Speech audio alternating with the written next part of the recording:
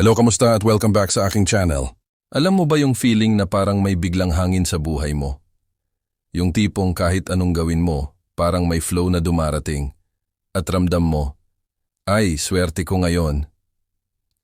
Hindi ito puro swerte lang, pero may isang bagay na kung alam mo, pwede talagang maging daan para dumaloy ang swerte sa buhay mo nang walang sagabal. At alam mo, sa edad natin 25 pataas, lalo na yung nasa mid-30s, 40s, ang bawat desisyon at kilos natin, may impact na hindi lang sa sarili, kundi pati sa paligid natin. Kaya sa video na ito, pag-uusapan natin kung paano pwede mong buksan ang daan para sa swerte, para dumaloy ito sa buhay mo, para mas maayos at mas magaan ang taon mo. Kasi isipin mo, may mga taong parang kahit anong gawin nila, swerte na swerte. May mga bagay silang natatanggap na hindi mo akalain, o may mga pagkakataon na dumarating sa kanila na para bang ready na sila. Bakit ganon? Hindi dahil puro magic lang o lottery ang buhay nila. May mga simpleng prinsipyo at kilos lang sila na ginagawa na nakakatulong para maging aligned sila sa flow ng swerte. At ang magandang balita, pwede rin nating gawin yon. Simple lang pero madalas, pinapabayaan natin. Una sa lahat, kailangan nating intindihin. Ang swerte, kadalasan hindi dumarating sa taong puro reklamo o laging nakatingin sa problema. Kung araw-araw nasa isip mo lang ang, bakit ako hindi swerte? O laging ako nalulugi, ang utak mo, kahit hindi mo namamalayan, nagpo-focus sa kakulangan at negatibo. Kaya yung unang bagay na pwede mong gawin para dumaloy ang swerte ay simulan sa mindset. Oo, alam ko, klise ito. Pero isipin mo, kapag optimistic ka, open ka sa oportunidad. Kapag pessimistic ka, kahit dumating ang chance, baka hindi mo makita.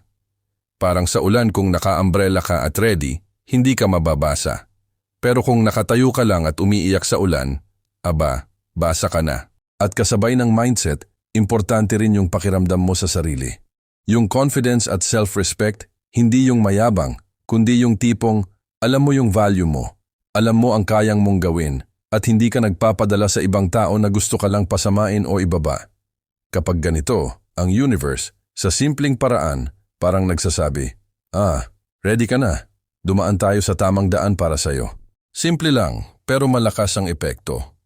Kaya sa taong ito, sisimulan natin sa sarili sa pag-aalaga ng mindset at self-worth.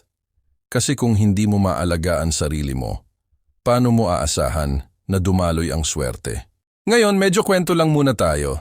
Isipin mo si Maria, 38 years old, single mom, araw-araw busy sa trabaho at sa anak. Araw-araw stress, bills, traffic, trabaho, alam mo yung ganon. Pero isang araw naisip niya, bakit hindi ko subukang tingnan yung bagay sa positibong paraan?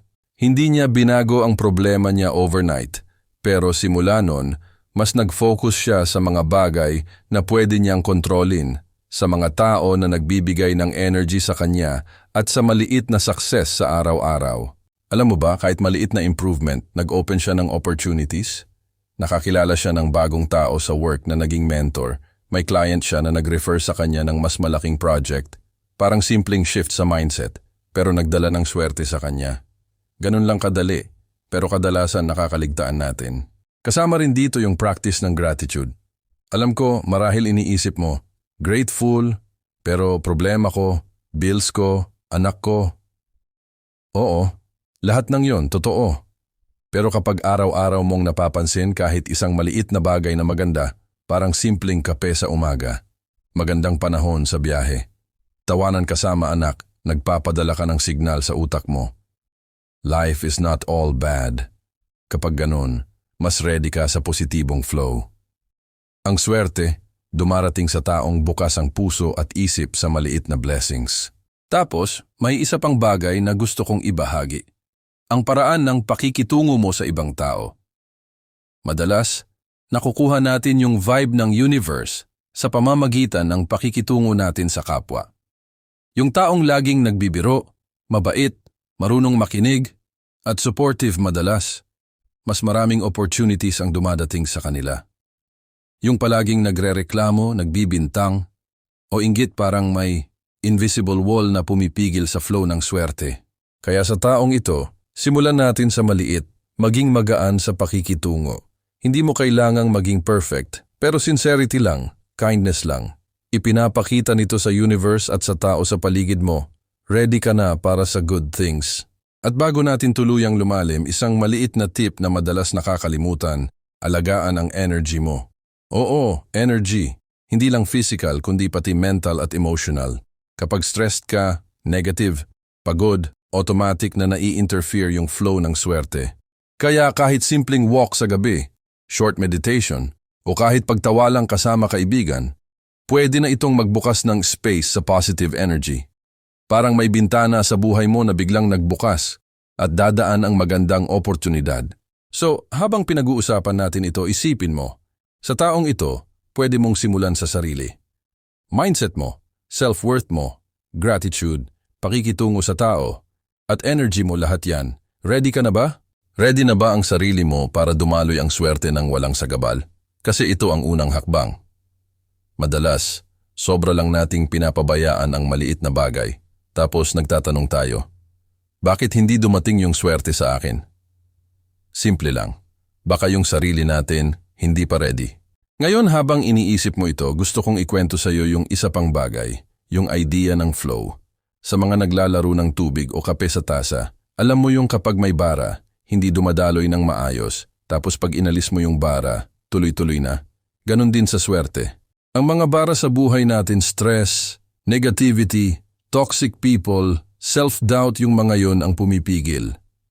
Kaya sa susunod na parte, pag-uusapan natin kung paano alisin ang mga bara na yan para ang swerte, opportunities, at good things sa buhay mo, dumaloy ng natural at walang sagabal. Ngayon, habang iniisip natin yung idea ng flow, isa sa pinakamahalagang bagay na pwede mong gawin ay tingnan kung ano yung mga bara sa paligid mo. Alam mo yung mga tao o sitwasyon na parang biglang nakaka-drain ng energy mo? Oo, ganun kadali. Minsan ang mga tao sa buhay natin, kahit hindi nila sinasadya, nakakapigil sa flow ng swerte. Hindi ibig sabihin kailangan mo silang iwasan ng todo.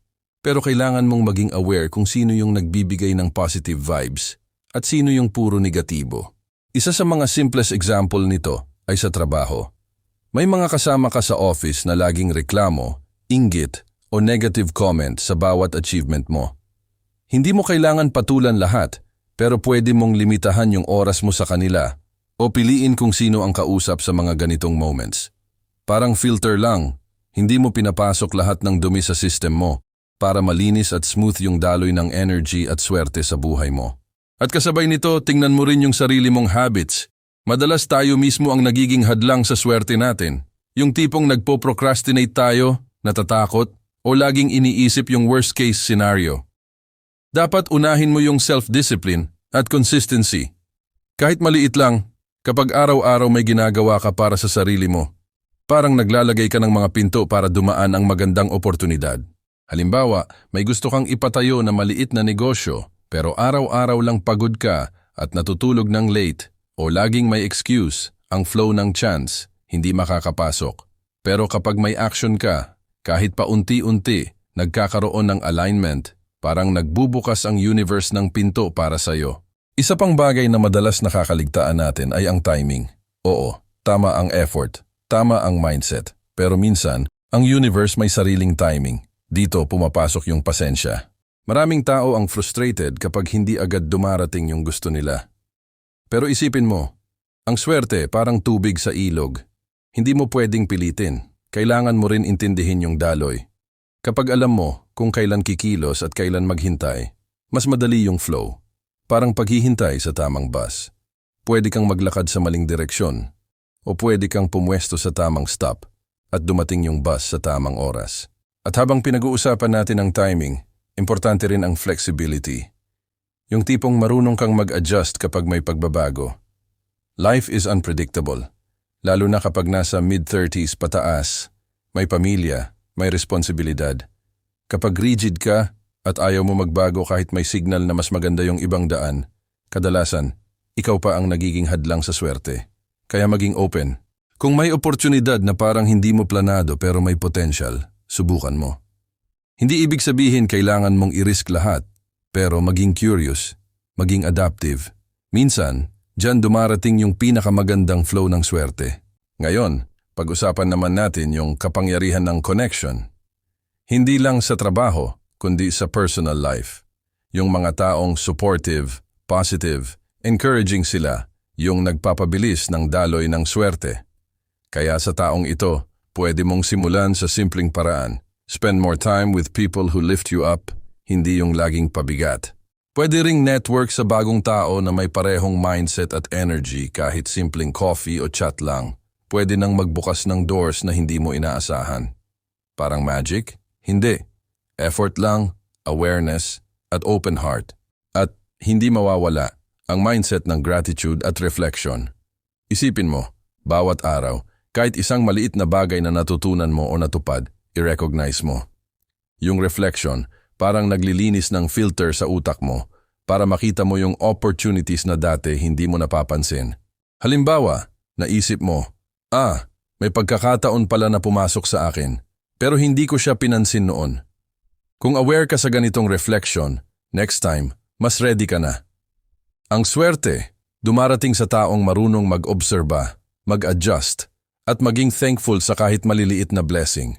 Sa huli, gusto kong i-highlight na hindi lang tungkol sa good luck ang swerte. Hindi lang ito basta dumadating na wala kang ginawa. Ang flow ng swerte ay tungkol sa alignment ng sarili mo, ng mindset mo, ng energy mo, ng pakikitungo mo sa tao, at ng pagiging open sa opportunities. Kapag maganda ang alignment ng lahat ng yan, natural na dumadaloy ang swerte sa buhay mo at mas madali mong maaabot ang mga goals mo, maliit man o malaki. Kaya habang iniisip natin ito, itanong mo sa sarili mo, anong mga bara sa buhay ko ang pwede kong alisin? Sino o ano yung nagpapabagal ng energy ko? Anong habits ang kailangan kong baguhin para mas smooth ang flow ng swerte? Kahit isang hakbang lang araw-araw, malaking improvement na. Parang tubig, dahan-dahan lang pero tuloy-tuloy. At habang iniisip natin yung lahat ng ito, isa pa, gusto kong pagtuunan natin ang idea ng action. Kasi kahit perfect mindset, energy, at timing, kung walang action, walang movement. Yung swerte, hindi lang dumadating sa nakaupo lang. Kailangan mong lumakad, kahit maliit, kahit hesitant.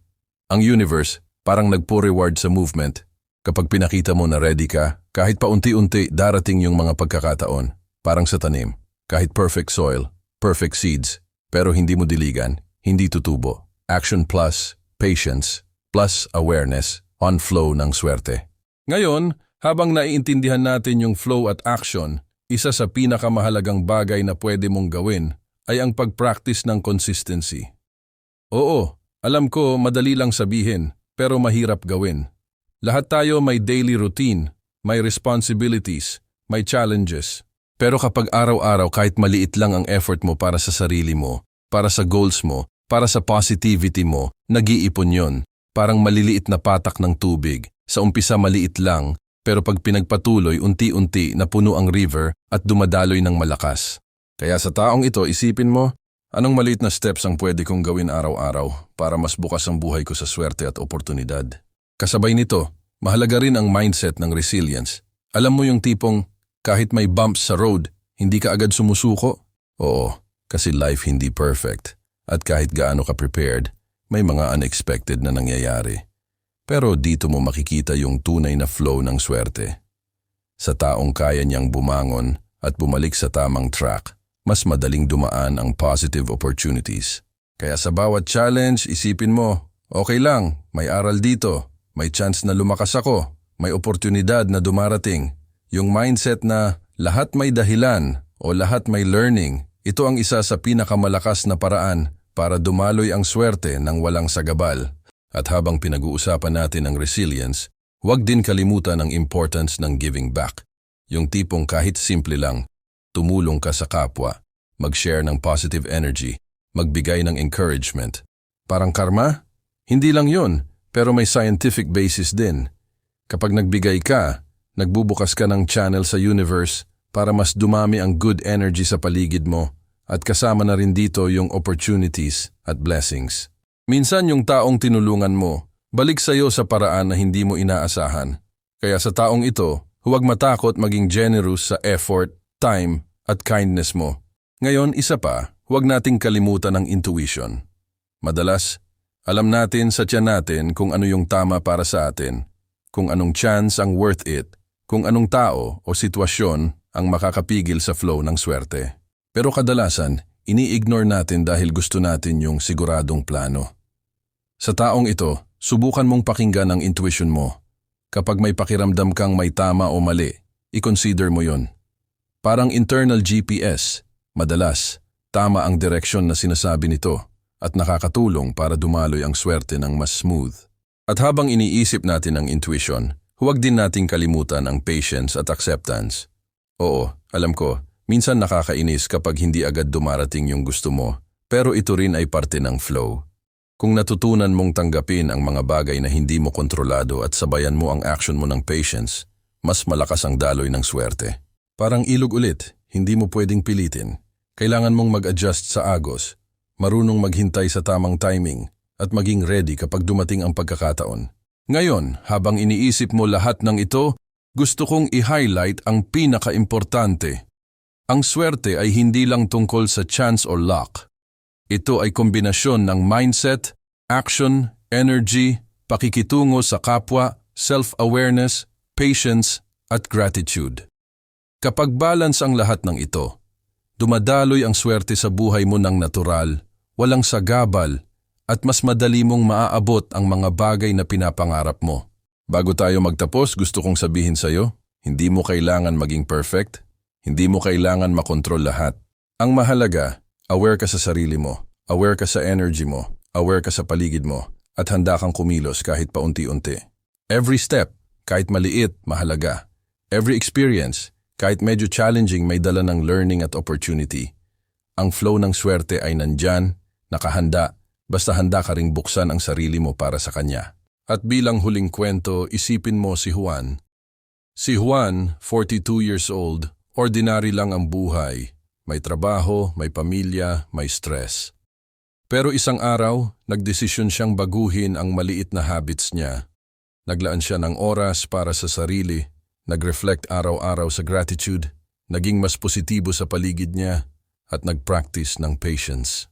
Hindi overnight nagbago ang buhay niya, pero paglipas ng ilang buwan, unti-unti, dumating ang opportunities na hindi niya inaasahan, promotion sa trabaho, bagong connection, at higit sa lahat, peace of mind. Parang sinasabi sa kanya ng universe, handa ka na, dumaan na tayo sa tamang daloy. Kaya, sa taong ito, simulan mong buksan ang sarili mo sa flow ng swerte. Simulan sa maliit na steps, sa mindset, sa energy, sa pakikitungo sa tao, sa gratitude at reflection. Tandaan, hindi ito magic, pero ito ay paraan para mas maging aligned ka sa mga opportunities at blessings sa buhay mo. Kung may natutunan ka sa video na ito o may experience ka na gusto mong ibahagi tungkol sa flow ng swerte sa buhay mo, i-share mo sa comments. Magandang lugar ito para magkwentuhan at mag-inspire sa isa't isa. At syempre, kung nagustuhan mo ang video, i-like mo na at mag-subscribe para sa mas maraming content na makakatulong sa iyo sa buhay at mindset. Remember, ang journey ng buhay ay hindi palaging smooth, pero kapag aware ka, positive ang mindset mo, at handa kang kumilos sa tamang paraan, makakayanan mo ang anumang challenge. Panatilihin ang sarili mo grounded, trust your instincts, at huwag hayaang pabagsakin ng negativity. Ang swerte, opportunities, at good things sa buhay mo ay dumarating sa tamang panahon basta bukas ang puso mo para tanggapin ito. Keep moving forward at tandaan, ang best is yet to come. Quick lang, bago makalimutan, i-comment mo kung saan ka nanonood. Gusto ko makita kung saan umaabot tong channel na to.